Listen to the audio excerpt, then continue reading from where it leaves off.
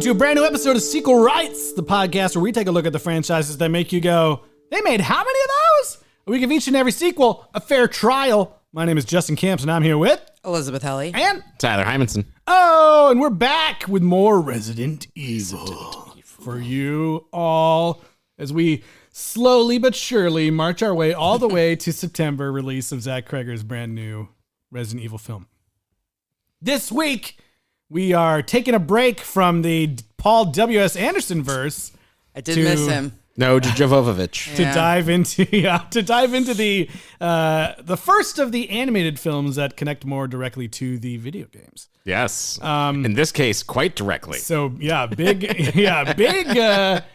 change up this week with Resident Evil Degeneration, which was out in 2008. But before we dive into that and get too much further, Eliz, where can people reach out? Yeah, please hit us up via email, sequelrights@gmail.com, or reach out on Facebook, Blue Sky, Instagram, or YouTube at Sequel Rights. And rate and review wherever you're listening. 5 stars goes a long way to having other people find the show, or a thumbs up, or whatever fun widget metric that your current platform uses. Yeah, force your friends to listen, whatever you need to do. Yeah, whatever you have to do. Spread the love, spread the word. And if you like listening to silly AI music that doesn't matter and maybe makes you laugh, maybe makes you cringe, I don't know. You can do that on whatever streaming platform you listen to music, even on YouTube. Come check out our songs under the artist Sequel Rights. And we have a new one at the end of every episode, and this one is no different. So enjoy that. But in the meantime, let's dive into Resident Evil Degeneration. Attention, all persons inside the terminal. Evacuate the building immediately. Repeat. Get away! Local police have secured the entire airport in a lockdown. A bioterror event has occurred in one of the airport terminals. I don't understand why you won't let me leave! The terrorists made any demands? Who the hell are you? Leon S. Kennedy. Leon, what are you doing here? I could ask you the same thing. I'll disperse a T-virus in every populated area in the U.S. What the hell, man? I shot her point blank. There's no way I could have missed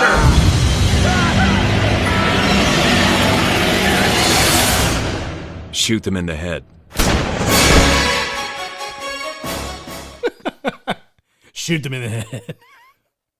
Oh, boy. All right. Well, here we are, you guys. This is 2008, our first of many computer-animated films that we're going to be talking about. Indeed. Wait, what was that commercial or preview even from? It was just listed as the official trailer for Resident Evil Degeneration. Oh, okay. I was like, did you watch the wrong movie? Use it no. online or something? Like, no, I just mean like, it's not like this didn't come out in theaters, did it? It did. It had a very limited Shut theatrical up. release. In yeah. Japan, Oh my God. In Japan, I think. Okay. No, it even got in some. the US? Even got Okay. some US Oh, then dates. never yeah. mind. I'm so sorry. Well, there you go. It was in theaters. No disrespect to Fathom Events. Yeah. Who I'm 100% sure was the one that probably released it. Oh, yeah. But anyway. I was originally, when you said that, my brain was like, oh my God, she should not recognize any of the clips from that. No. I just meant like, what was this trailer for? Where is I watched it? Yeah. Pre-Generation. Yeah. No, I did watch it, and I know we did talk about Japanese or English or whatever before, but you cannot buy it in Japanese. No. So I just watched the same one that you watched. Yeah, I was going to say, Amazon. I had the Blu-ray, and when I went to the language section, it was like, there's no Japanese language. So I was like, okay, well. All right. Yeah, maybe Sorry. eventually they'll have one where they release it where you can just like change the track back and forth, but clearly not at this point. Yeah. So 2008, yeah. I mean, where are we in animation in 2008? I was just trying to look that Yes, up, please. but it was failing. So if Justin, if you could be on the research for I that. feel like WALL-E maybe was I think coming out. I think that's right. I think that's about where we're at. I Let's think see, we're already at WALL-E. 2008. Yep. WALL-E, Disney's Bolt, Horton Hears a Who, Kung Fu Panda. Oh my God. And where are we in Madagascar the 2. Zemeckis timeline The Zemeckis timeline of motion capture? Christmas. We've already Polar Expressed. Yes, you're right. But we Yes. have not Christmas caroled. We might be just about to carol. Yeah. I'm going to look it up. Sorry, it's taking me a second. Did Mars yet need moms? Did Mars need moms yet? Was No. Beowulf howling? Beowulf, yes. Okay. There was some sort of film called Fly Me to the Moon and opened season 2 out that year. Yeah. Fly Me to the Moon with Scarlett Johansson. Hanson and Tatum's? So let's see. Zemeckis, where was he at? 2000. Beowulf is 2007, and Christmas Carol is 2009. Okay, well there you go. This fits perfectly in before they started to fix the dead eyes, because Beowulf was Christmas Dead Eyes. Actually, I remember attending a preview screening of Christmas Carol in the USC film class. And them talking, I don't know if it was Zemeckis or it was someone else. I can't even remember who the guest speaker was. Yep. But they were talking about how, like, we finally cracked it with this one. The dead eyes are gone, everybody. And that's where you learn the fun fact that Jim Carrey can, like, individually move every muscle in his face or whatever. Oh. Yeah, all that stuff. 2008 was the same year as the Clone Wars movie. Oh. The animated movie. Yes. Okay. Yeah, but the that is CG animated and it's not motion capture. So motion capture wise, we're right in the sweet spot of dead eyes not yet being fixed at all. Yep. That's right. So I mean, that's the end of the episode, everyone. That's all we really have to say. Had dead eyes? The characters had dead eyes. The zombies, we're like, which ones are zombies? Are they all zombies? Okay, anyways. I feel like we could talk about the zombie 9/11 a little bit. Yeah, this is funny. So I was going to say, this is still kind of like Tyler mentioned this before the podcast, but this was released on UMD. Yes. Back in the day. Wait, what is that? I don't even know what Universal Media Disc, which there was a PSP, the PlayStation handheld. Yeah. That was the cartridge for that. So you could buy a cartridge. And watch it on your PSP. Because you watch it on your PlayStation? No. I don't think so. You'd have to put the DVD in. Yeah. But so what I was gonna say is, like, it's back in the old school days when they were doing a little bit more elaborate DVD menus that weren't just like, here's a photo and nice. So this one, wasn't crazy, but it was just like there's a couple trailers, and then when it started the menu, it started immediately with like the plane crash, like oh my god, and the plane is crashing, and people are running like straight up the scene, and then it's like the plane and everything is destroyed, and then the menu comes like from the bottom, which I just was like, this is cool, but now it's spoiled that there's a huge plane crash. Sure. Yep. Somewhere in the movie, which happens to be at the very beginning. Which I believe it is a terrorist attack of filling a plane with zombies and throwing it into an airport. Yes, this is one of the things I comment a bunch on in the special features. Is that this is the first time that there is a bioterrorism event in the Resident Evil timeline. Oh, really? Yes. The Okay, other one before it just kept being breakouts from labs. And it was all prior to that it was all actually Resident Evil 4 had come out before this. Yes. But it was mostly Raccoon City stuff. But which is not a bioterrorist event. Yeah, and the games, it is basically the mansion, which is tied to Raccoon City, Resident Evil 2, which is the evening of the outbreak, and Leon's in the police department. It's his first day as a police officer. Resident Evil 3 is Joe Valentine. Shortly after, it's still Raccoon City. In the aftermath of that, and then 4, which is the one that comes out just before this, is kind of a separate story that is a flash forward with Leon already being like a government agent and doing something that's like more insect related than virus related, but still umbrella adjacent. Yeah. So this the new Jurassic Park. Yes. Not new. much. The last, Yeah. last one of the main the Dominion, Jurassic World. Dominion one, with the locusts. But yeah, so this one is supposed to take place 1 year after Resident Evil 4. Okay. In the time, because I looked this up because I was confused as well. Like, where is this? Excuse me. Okay, where does this take place? So Leon is not even there till Resident Evil 2. Correct. Oh. And who's the character in Resident Evil 1? Chris Redfield. Chris Redfield. Oh, Chris and Redfield. Jill Valentine. Oh, and then Jill Valentine comes back. Yeah. For 3. And then when does Claire come? 2.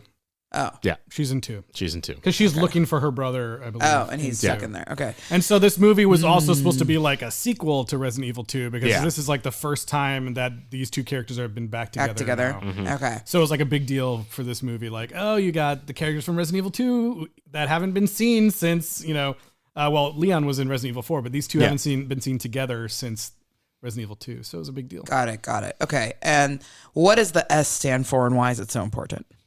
So I don't know what the S stands for, but I have heard of other people's for lore. Scott. Yeah, for Scott. Yeah, Scott. His background, he's Italian. Like, it doesn't make any sense. What? Yeah, I don't know. Is that right? Apparently, yeah. The character is Italian? It says he's an American of Italian descent. It's okay. And also Irish, right? Yeah, I guess. I don't know.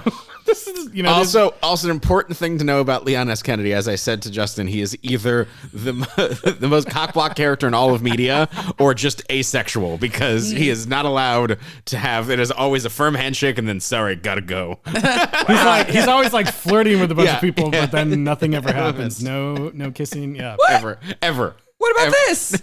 There's no kiss. He doesn't. Excuse me. I don't know how you define. He brings her back to life. We'll talk about it. All right. So I guess we meet. It starts with meeting Claire. No, it starts with a shit ton of news footage. Yeah, so I was like, there's an extended montage of so much information. It is like read the news. Rapid fire news, like the first line of news reports. That's it. Yeah. Raccoon City did this. The president denied it. The president. The dead speak. Quit. The president. I know the dead walk was not even in there apparently, but Will Pharma does this and TerraSave does that. TerraSave hate Will Pharma. TerraSave hate Will Pharma. Curtis Miller bad. Are any of these corporations and stuff other than Umbrella, obviously in the game? These are all new corporations. I think Tricell maybe. Tricell is a setup for Resident Evil 5. Yeah. Oh, okay. All right, so that one is in the games. Is General Grande also in that one, or is that just a dumb name? Yeah. General Grande. Like, General Grande. Did we even meet him? No. They just talk about him, just right? a photo on the news. Yeah. General Big. He's sponsoring terrorism across the world. General Ariana. General Grande. Oh my god. He's so grande. Ah, boy. So we basically get caught up on everything that's happened. Raccoon City, the president. Yep. They talk again like in the movies that we've seen that like Raccoon City was blown up. But as we talked about a little bit, there was not a cover up in this one. Everyone knows about it. Everyone knew about the T virus. It's all over the news. Everyone knows about it. There's been an outbreak in India? Yep. There's also one in India, and Will Pharma is like the new Umbrella analog or whatever that's like kind of taken over. And then there's like people that are like liberal eco-terrorist type people trying to prevent all this. Because basically Will Pharma has set up a big research facility in the middle of another mid-sized town. In my hometown. But this one goes up, not down. This one goes up. Amazing. Yeah. They're living under the dome. Yes. Also, if you guys hear any wind noises, it's because we're in a air-sealed building. Where the ceiling is, what does he say? Like the air pressure the air pressure holds up the ceiling or some crap. Which is the stupidest way to build a building that I've ever heard in my life. Because what? Doesn't make any fucking sense. We'll talk more about that insane building later. But so that's kind of the setup for this. And we get reintroduced to Claire Redfield. Yep. Who is working for TerraSave. TerraSave, the best NGO name ever. Yeah. So she's kind of out there trying to stop. To save the world. Yeah, save the world. Stop or another TerraSave, if you will. Save Terra. Yeah. Stop another umbrella situation. And she's meeting some random people that I don't think we're supposed to know. Are we supposed to know? No, they're Indian, but they're not related to the Indian outbreak. Yeah. Some I mean, I lady guess it's good that they have representation. and her niece or unclear. Yeah. It's her niece, because the parents died. Yeah. Yeah. And they're hanging out at a hospital at an airport. Yep. And we see that there's another guy on an airplane who's not having a great time. No. And he needs to get. He's like, send me to. I need to speak to Frederick Downing. And the flight attendant sees his hand. Like, here's some more gin. Ooh. Yeah. And then we also through this here that there's like this. Whoever, Colin Farrell's the penguin that is here. I thought the same thing. This guy's exactly like the penguin, and he's fucking annoying. Specifically Colin Farrell's Penguin. Yes. Now I'm like, did Colin Farrell watch this movie? This is Senator Ron Davis. Ron Davis. Yeah, okay. And yeah, he's like evil or something. I don't know. He's got an I guess annoying at the end of voice. this, he's innocent. He's evil, but he's like ultimately a red herring of the plot. Yeah. He's a piece of shit. But he is a piece of shit. Yeah, he does push a small child in front of him to get away from zombies. He's clearly a piece of shit. I honestly, that's my biggest gripe with this movie. I was wishing he would have died like way earlier. But instead he's throughout the whole movie like, maybe I should do this. What do you think you're doing? Hey, I'm gonna get that Batman. Oh yeah, well I'm the fucking senator, so man, that's kind of like what he sounds like. I don't think I saved a clip of him. That's the exact But performance. someone says this about him. You might want to stick your ego up your ass. I think that's clear. Right? Just watch The Penguin. It's a great show. It is a good. It is great. Yeah. Okay, so I was sort of wondering, like, so we see that there is protesters dressed up as zombies, right? Yeah. And one of them has like gotten into the airport, and they're making fun of the senator guy by, coming up to him and going like, and then they take the mask off. But then the second guy is actually infected, blah, blah, blah.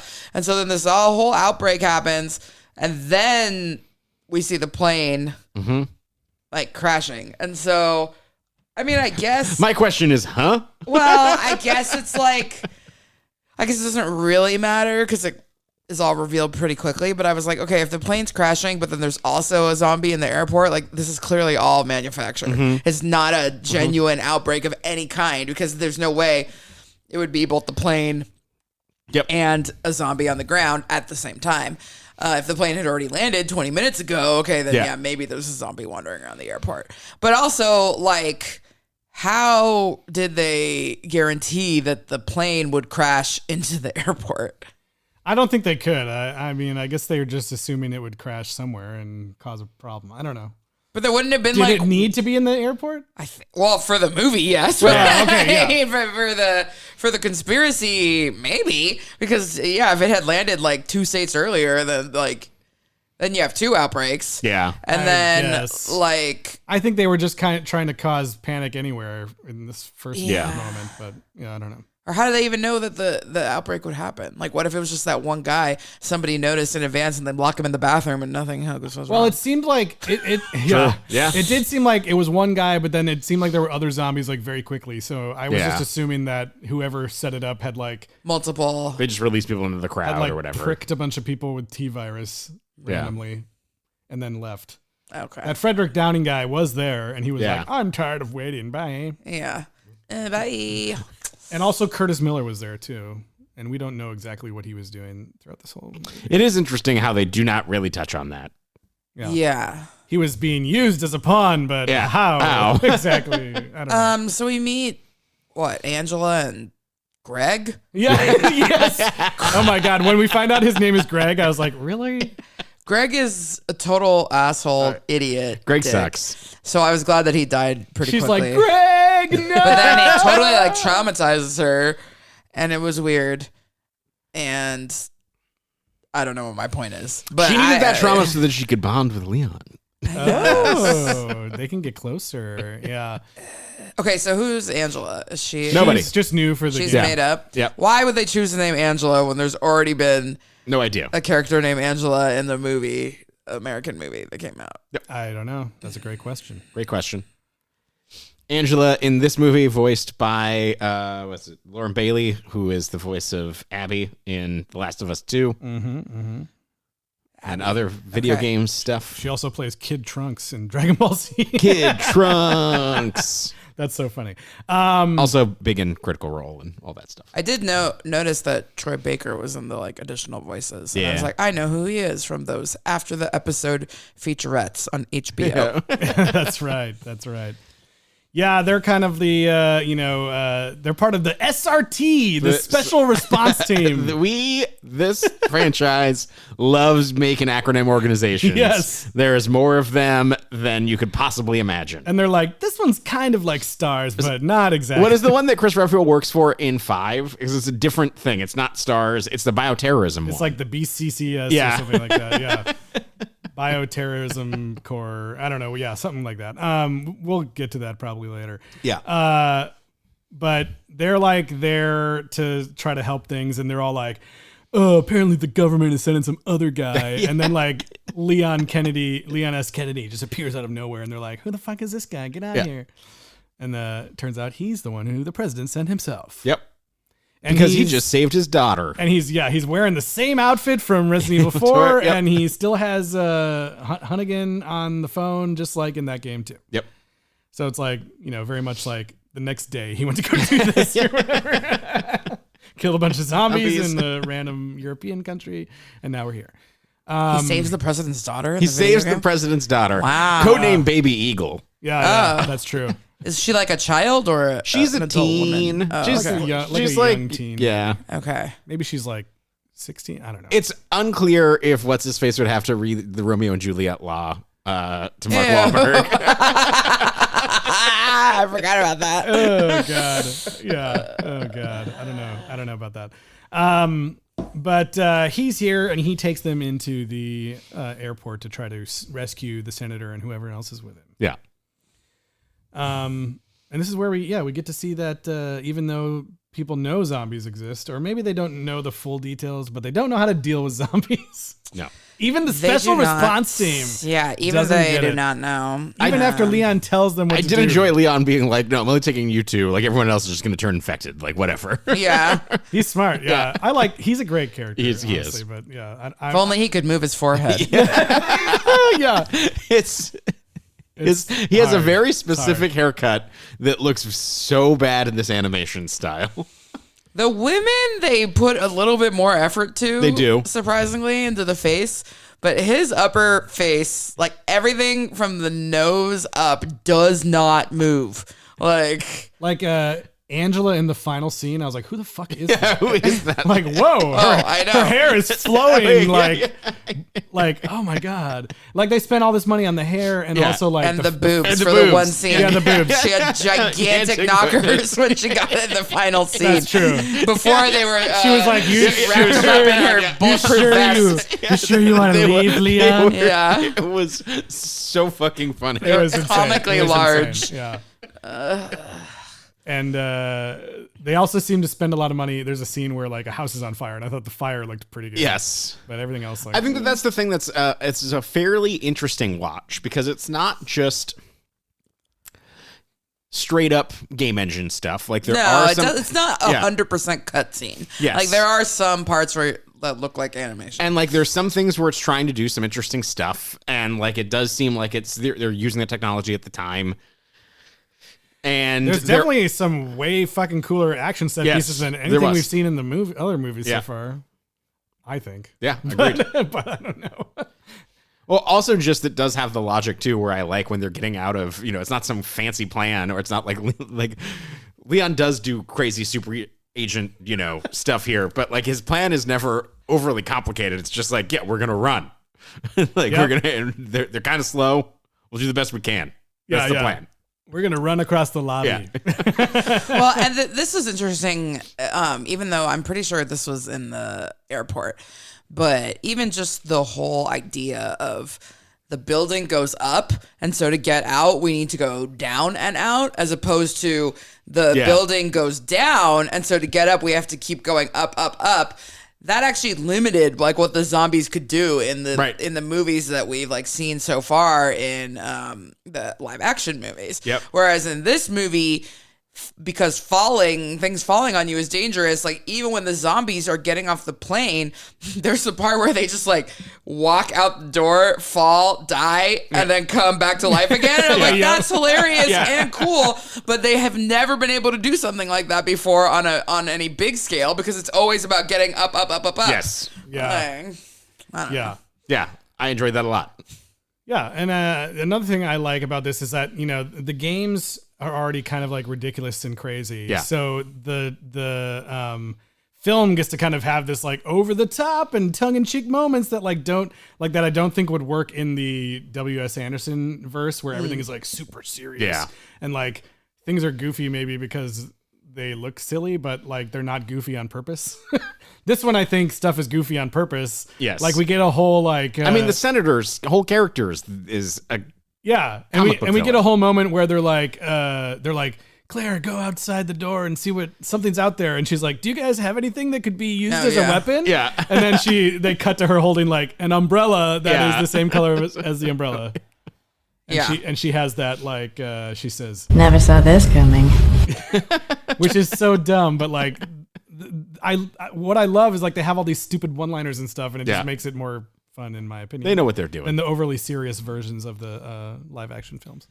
Well, yes, but one thing that really bothered me about how serious this movie was like it didn't have the fun techno music scores of the other ones. It was so serious and like orchestral, and I was just like, this is trying to be, I mean, is that the kind of way that the games have music? It sounds like it's trying to be like a Final Fantasy epic, like strings and everything, and I was just like, oh my god, this is like killing me right now, because it wants you to take it so seriously. That's definitely whereas how the if it music had is been in like the games, too. faster kind of sillier music, I feel like it would have maybe fit the vibe a little bit more, in my opinion.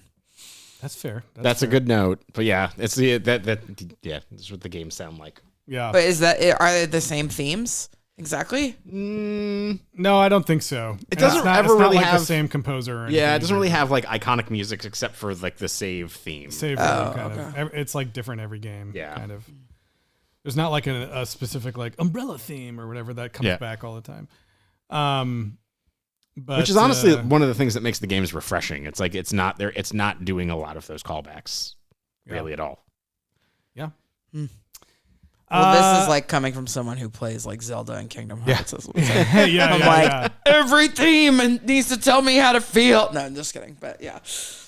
Yeah. Interesting.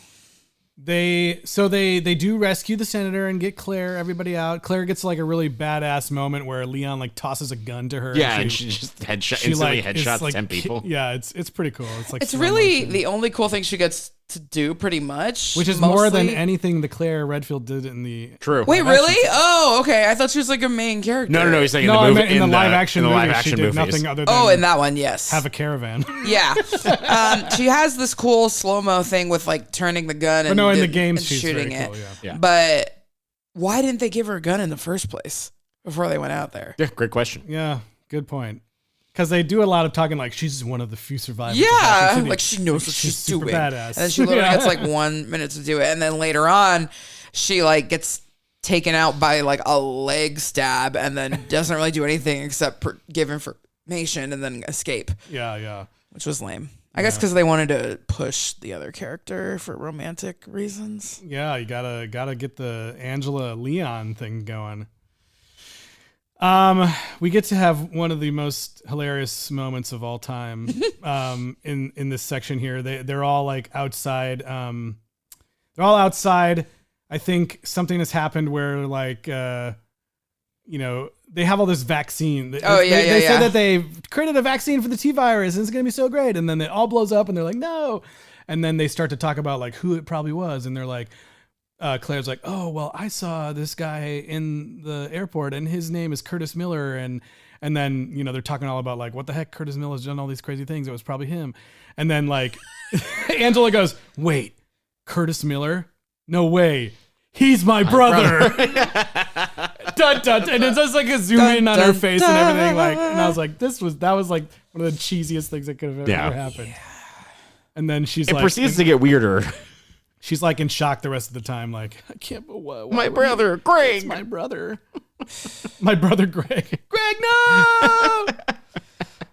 It's like Greg is just such a weird. I don't know why, but it's like a weird name to be yelling. Like, Greg! God damn it, Greg! Your father's name. Maybe you show your mom yelling it too many times. Yeah, maybe. I was just looking at the timeline, and it does appear that Code Veronica takes place between 2 and 3. Mm-hmm. So Claire Redfield has already been looking for Chris, been captured at the Paris Umbrella facility, and shipped off to a South American Umbrella-controlled prison. Yeah, she's gone through a lot. Escaped and joined eco-terrorism. Yeah. Okay. Terra safe. Okay. Wait, where is Chris? He's about to be in Africa. Yeah. Yeah. He's working for a bioterrorist like task force, basically. Yeah. Like a private army type. Yes. Okay. And why can Leon and Claire not be romantically involved? It's a good question. I don't know.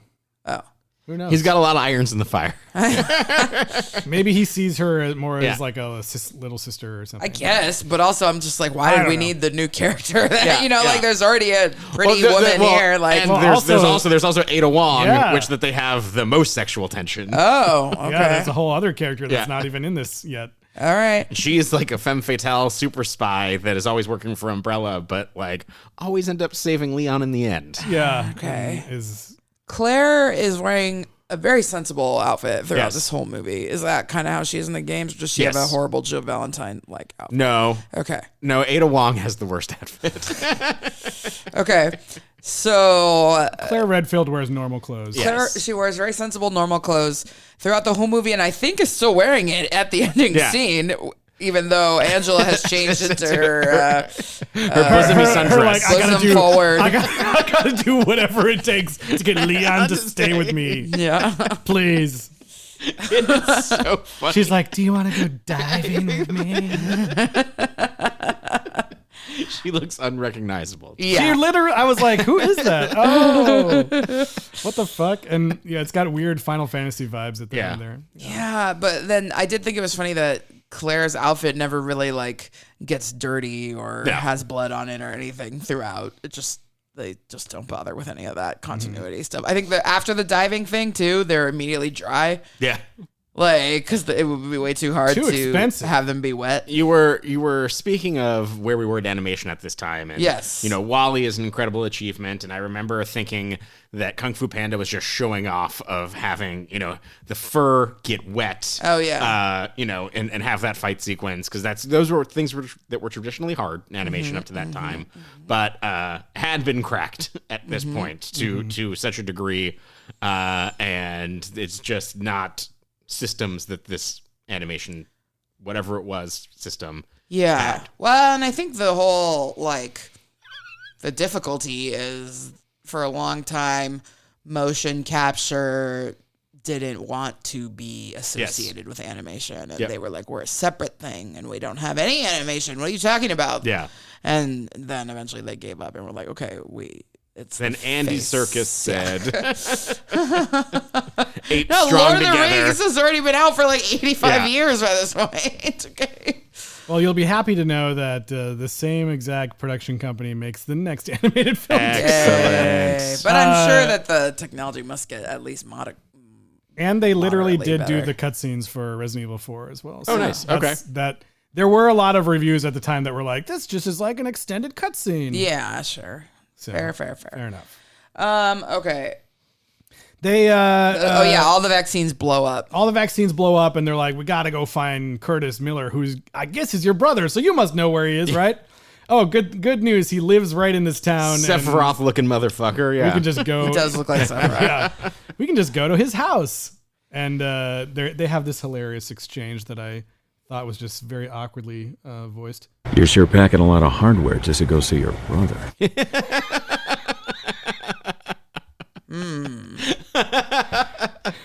Packing a lot of hardware just to go see your brother.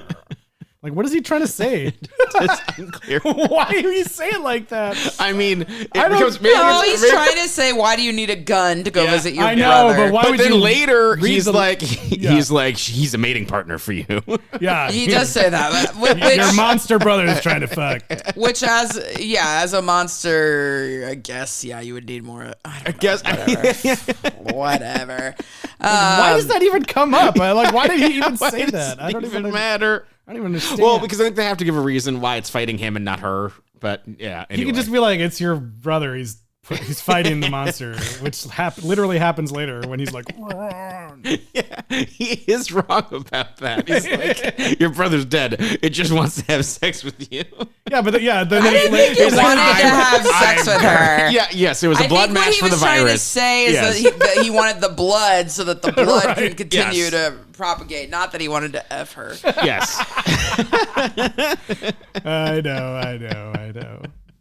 Later, he stops his rampaging just to delicately pick up a photo and then have his memories back for 2 seconds. But they get there and the place is on fire, and I think they assume he's dead. Yeah. I don't know why he set it on fire, though. Yeah, he did. Yeah, he set it on fire himself, but not before looking longingly at a photo of his wife and child who died at Raccoon City and his sister in the same photo, put in a frame, like a solid frame with glass and some sort of mechanism to hold the photo in the frame. And then he turns the frame around so that it can't see him Don't look at setting me. the house on fire. You don't want to see this, family. Yet later, when the house is engulfed by flames, that photo has somehow escaped the frame, flew out into the grass, but not been fully singed, and is waiting right there for Angela to find The it. photo knows the truth. That is serendipity. Although it does remind me of, we had the large fires here in Los Angeles last year, and there was a thing going around where there was people's book collections went up in flames, and there was burnt, singed pages landing miles away from places. And there was a thing on social media, but then I saw it around Pasadena as well, and it was one of those things that in 2025 I was like, I don't know if this is real. I don't know if these are actual burned books, because it doesn't seem logical that something like that could happen. But then looking at how random that fire was, I'm kind of like, you know what? Maybe. I believe it with a book. Yeah. I don't believe it with a photo in a frame. In a book, if the book falls on the ground and the book is burning from it flies up into the air. the binded part, and then the page, as soon as it becomes free of the book, could fly anywhere. Yep. How did the photo get out of the frame? If the frame burns... Movie magic. Anyway... And you can do anything in an animated film. She needed to see that photo because she was like, that's right, I do have huge boobs. Yeah, I guess so. Jay. You know what? I do look hot outside of my SRT outfit. I don't. Yeah, I'm so stupid. At the same time, Claire goes to the Super Will Pharma facility with Frederick Downing. And this is where we get that hilarious explanation about how they are underneath a dome. And there's this, once they get to his office, there's this hilarious, I don't know, it's like a weird, Jurassic Park shot where she's like, wow. And then, the camera flies around and it's like, look at this cool greenery and wow, what a cool building. And then it blows up. Shortly afterwards. Yeah, well, okay, he explains that... I'm a nice guy. I'm a nice man, and I just want the to have you senator told me not to show you that we have the G virus. Yep. Which is a new thing that we haven't talked about, the G virus. Wait, why is it a new thing? She literally has a flashback to it. No, I meant a new thing for us now. Oh, okay. Yes. They don't have games. They don't have the G virus in the movies yet that we've gotten to, I don't think. But yeah, the G virus basically is the T virus on steroids and gives you big eyeballs. Makes people turn into monsters that are bosses for the end of the game. Yeah. And then he runs off to do something, and then the whole place explodes, and we start into the final act, basically.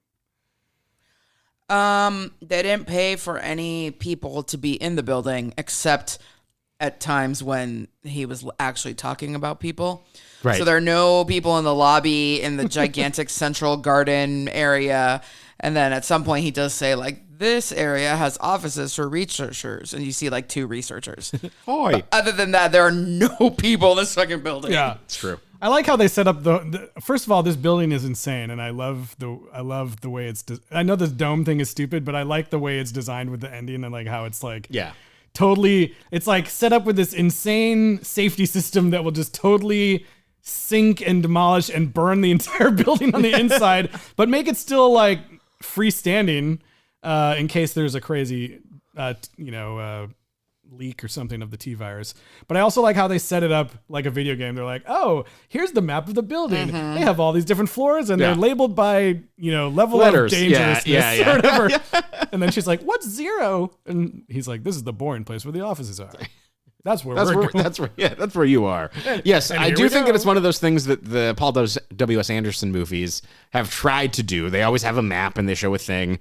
This does it much more effectively and very efficiently. So yeah, the thing blows up. We see Curtis Miller is there, and he has injected himself with the G virus so that everyone will finally see the truth. Okay, but like, you know what I'm going to say about this transformation scene. I thought, well, yeah, what I was going to make a joke. What were you going to say? I'm going to say that the color jacket that he's wearing is this khaki green color, and then Similar the to first thing that happens that we see transform is he bends over and his back explodes, and I'm like, oh, hell no, I swear to God, that better be just a midpoint in this transformation, and it was. But still, I was like, Justin's going to be like, he's a contract with Notre Dame, he's Quasimodo. I 100% was, and still will. Yeah. I was like, look at this hunchback mother. I mean, he literally looks like a freaked out version of for like 2 Hunchback. seconds, but then he keeps growing. Yeah, and he it looks keeps growing. nothing like it. I mean, Hunchback doesn't have a giant wing arm or whatever. No. Well, he does have one human eye, but he does not have a gigantic eye that is. But I did think it was funny that he was all hunched over and the back was like so insane, and that it was the same color green. It was like the exact it same was color the same color green. I did think about it. Yes. But yeah, he fucks up all the army dudes there. Yeah. And what else? Like these sprinklers turn on, and they're like, "What the fuck is this?" This is actually pretty dope. Yeah, I thought that's why I like this whole design of the building. So like, yeah, there's some people there. Leon gets there, and all that's happening while this is all going down, and then they're fighting him, and the sprinklers come on. And then the sprinklers have like what appears to be like some sort of lighter or ignition. Well, we on saw them. it earlier, and it was just watering the grass. But now we're like, It's like spraying them with gasoline. Yeah. They're like, wait, why would they be doing this? Yeah. Oh shit. But yeah, so they think they've defeated him, and they're even radioing like, "We defeated it. We're coming out, everybody. Bye." Unloaded all our bullets on it. All done.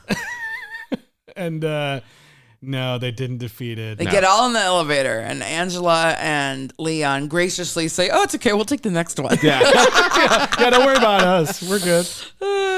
And the monster jumps up there and like chases those guys all the way up there. And then I think it's funny. It makes it look at first like he killed them in the elevator. Yes. But then later the elevator gets launched out, and you find out that they're all still alive. And he's throwing it. Yeah. And they're like, no.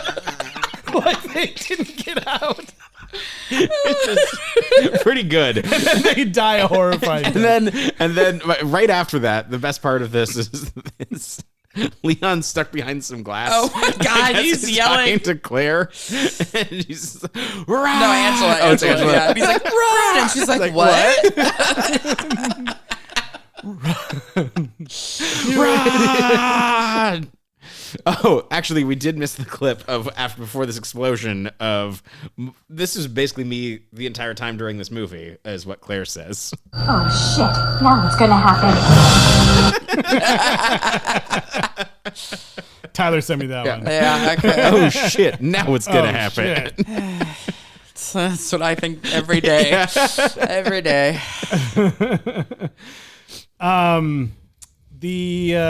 So this leads to like a whole thing where they're like way up, and apparently somehow they end up like on top of all the different levels of the building or something. I don't know, the building layout is confusing. Yes, but so the building has this thing set up to like set everything on fire, but then it also has this system where it's gonna like slowly turn all of the different levels of the building into like a free fall. Yeah. And like launch them underwater or something. Yep. It's like so crazy. I just think they're doing a Godzilla -0 strategy. Yeah, here. it's a very cool design for like, okay, if this shit goes down, we need to do everything we can to like neutralize this threat, and this building is designed to do that. I thought that was cool. And they're fighting the monster up there, and Leon has this crazy like parkour moment where he's like jumping insanely.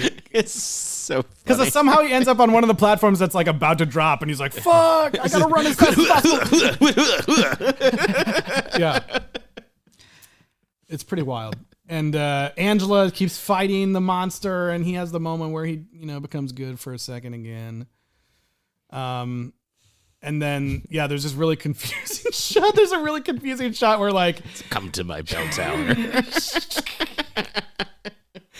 Where she's like backing up, and then like all of a sudden, like upside down Leon comes behind her and like hugs her, and I'm like, what the fuck? And then the thing drops down, but she doesn't move, and I didn't realize he was like, you know, got his legs hooked up to this like platform above her, and they're just hanging there. But the monster still is there. Wraps a tentacle around her. And she almost dies. She does. In fact, I thought she was going to just die. I was like, you know what? Yeah, let her Wait, fall. when did they dive? That hasn't happened yet? Oh, we missed the diving part. Okay, yeah. So they dive into the water. And I think I looked away from the screen or something because I see them in the water and they're like kissing. And I'm like, oh, God, that is so stupid. There better be like some air about to. They were not really kissing. And so, yeah, he only did it because he was blowing air into her mouth under the water because he, I guess, was able to anticipate and not let his air out when they hit the water. He has big super soldier lungs. He's so badass. Whereas she, as soon as they she didn't see that fall coming, so she kind of just let out all her air right away. Never saw this coming. Yep. So that's the kiss. Yeah, I guess. And then she's like, "No, leave me. Let me die, Leon." Yeah, and then but she. Oh, we forgot this whole line thing. Yeah, she has this whole like motto that she lives by where it's like, you know, what is it even? Once a Greg, always a Greg. Yeah, if you never save one Greg, you'll never ever save a Greg. If you can't say something nice, don't say anything. I think you have that. Did you get that clip? I do have the clip, but I was trying to see if I could remember it. It's if you can't. If you don't try to save one life, you'll never be able to save any lives. That's right. If you can't love yourself, if you've only got one life love to live, else? then how will the days of your lives go together? Yeah. Whatever. These are the days of our lives. It's this, but I was going to say I'm going to play. It's kind of a longer clip because it ends with my favorite moment of the film, which continues. You know, in Resident Evil 4, Leon's just saying lots of dumb one-liners and shit, and he gets to do that. He's a little sassy boy. He gets to do that in this movie too. All right. So here we go. If you don't try to save one life, you'll never save any.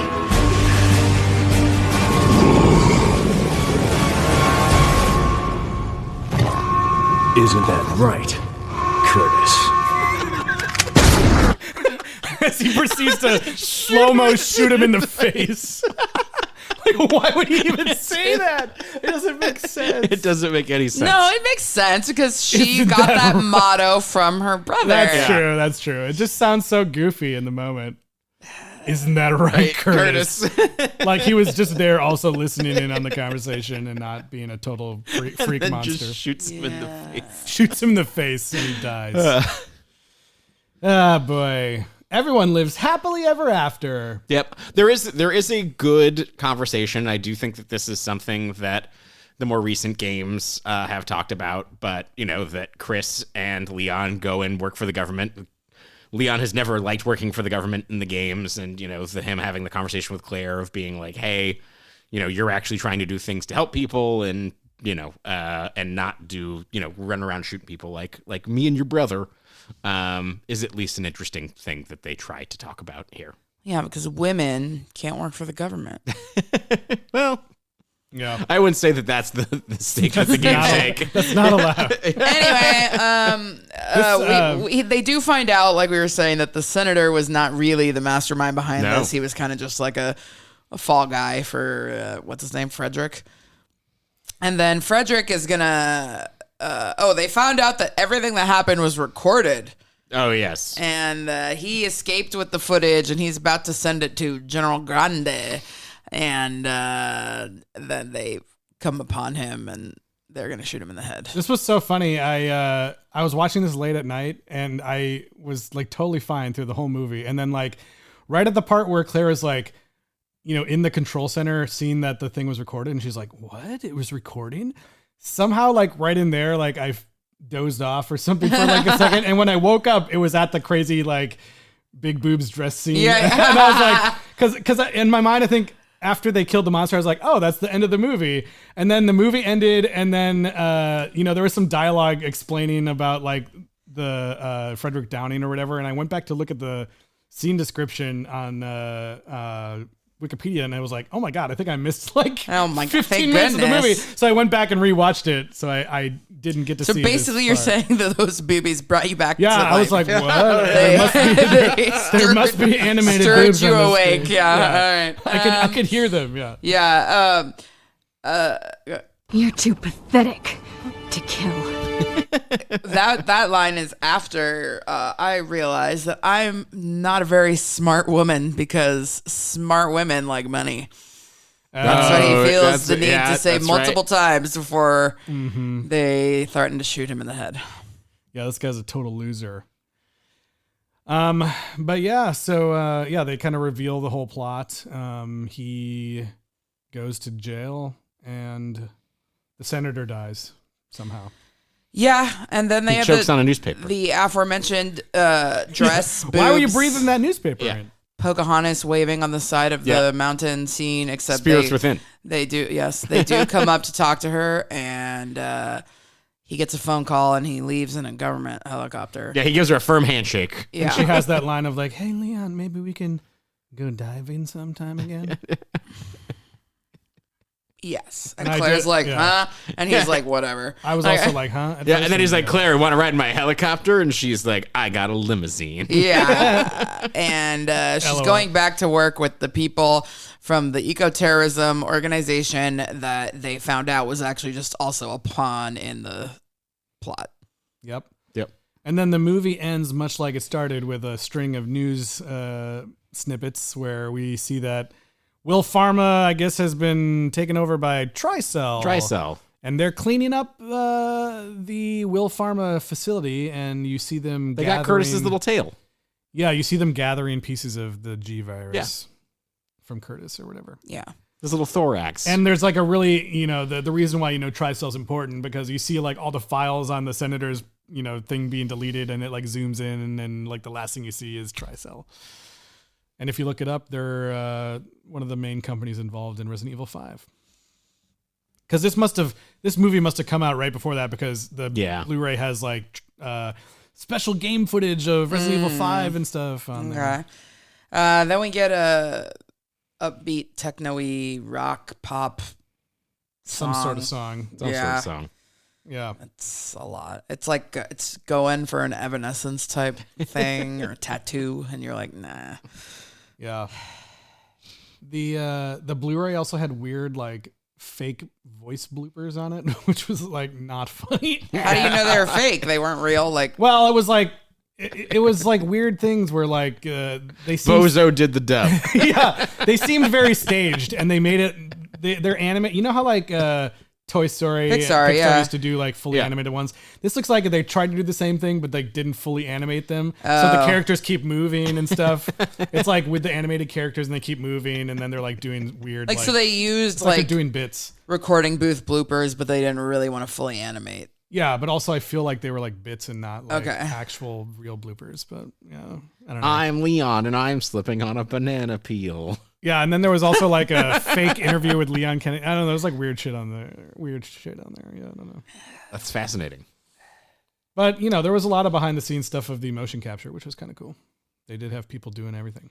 That's crazy. Except for the eye match. Yeah.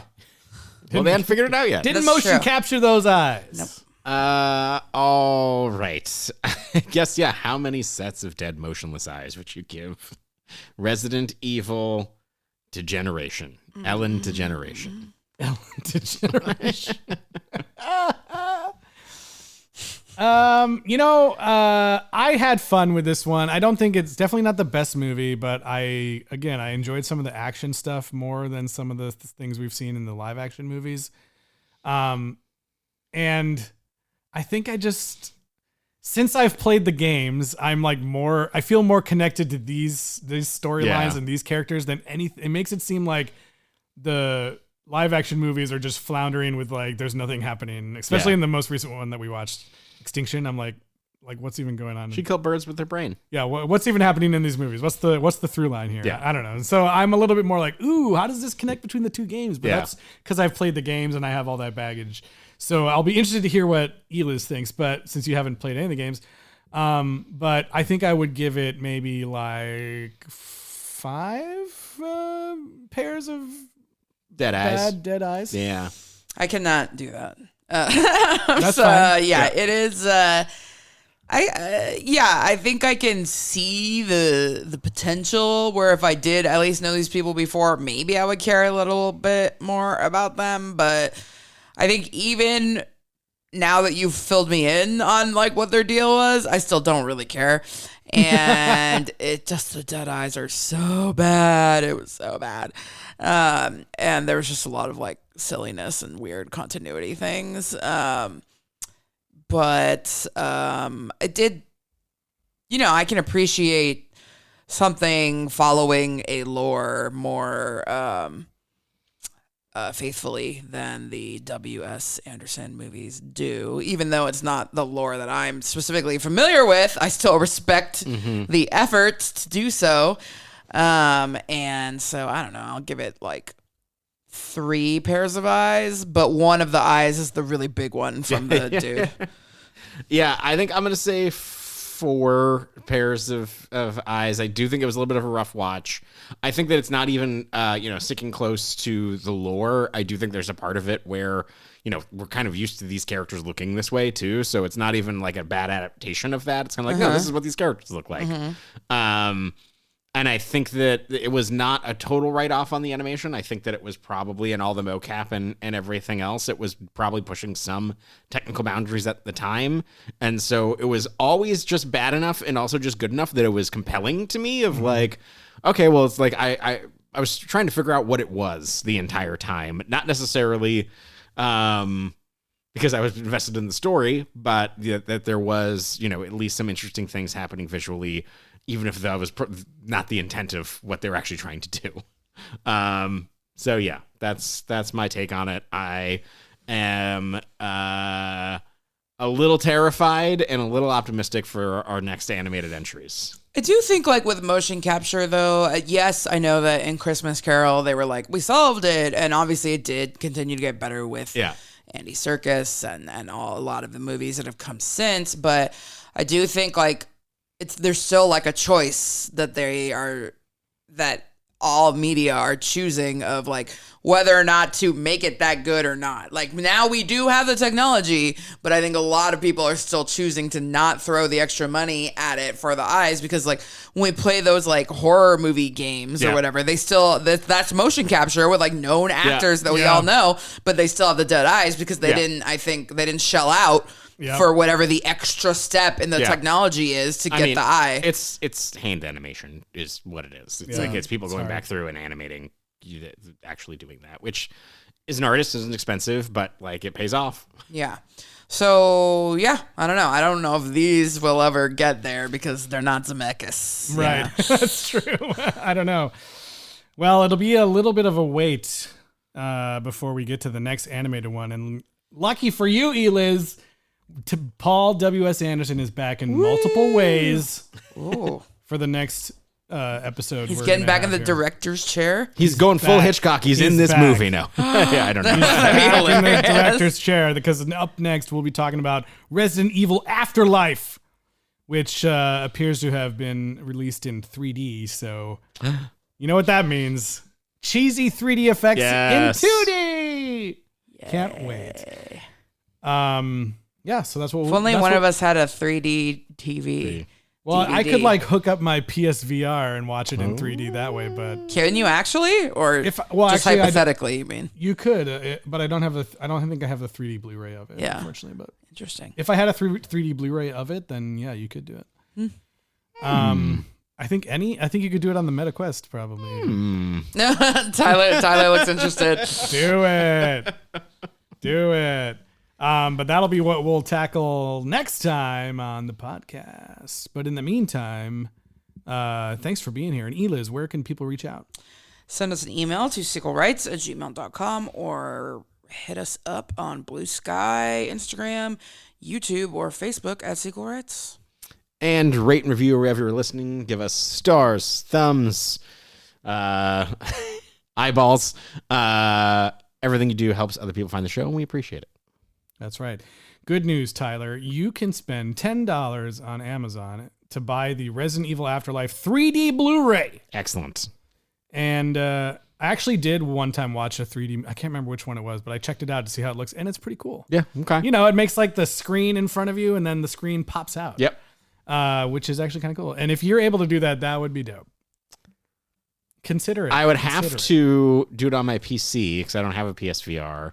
Not to find. You would have to have a 3D Blu-ray player somehow. Yes. Boy. Anyway. Oh boy. I don't want to know. Well, that would be cool if you end up doing it. That would be pretty sweet. Yeah. But anyways, that's it for this week. And you know, we always got to leave you guys with a silly AI song. So you heard us talk a lot about those dead eyes this week. So this week's song is commenting on that, and we hope you guys enjoy it. If you want to check it out, you can find it online. It always hits the Friday after the episode releases. You hear it first in the episode, and then it's on Spotify and everywhere else the Friday after. So we hope you enjoy it, and we'll see you guys next time for Resident Evil Afterlife. Booted up the screen, thought I'd get a thrill. Corporate zombies here, and Leon looking chill. But something felt off in the way they moved, like mannequins alive with nothing to prove. Their faces froze, made emotion again, like they forgot how to render a grin. Dialogue lands, but their eyes don't care. It's like nobody's really there. The horror's not the virus spreading through the air. It's the 1,000-yard stare on every character. It's like the Sims made a movie. They all got bored and made a zombie movie. A movie where the eyes of a zombie look more alive than the eyes of Leon S. Kennedy. I swear to God, there's a few times where the characters look ripped right out of GoldenEye on the N64 gaming console. Am I watching this movie on an N64 gaming console?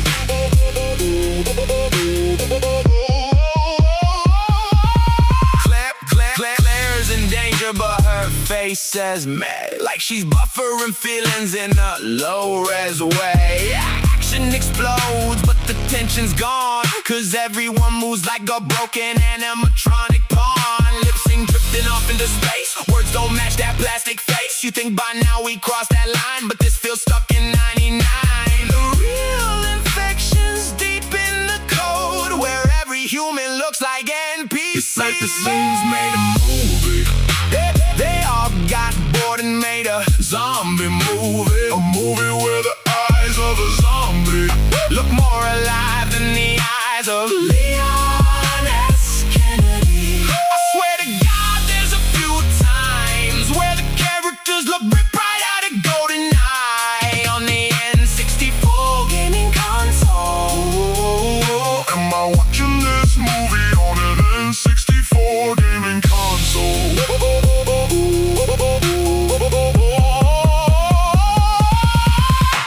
Stiff-necked turns and lifeless gaze, uncanny valley for days and days. I'm scared, but not the way they planned. It's like fear got lost in the render command. Drop the frame rate, lose the soul. This ain't hard, it's a polygon stroll. Zombies grown, but at least they try. Unlike Leon's 1,000-yard eye.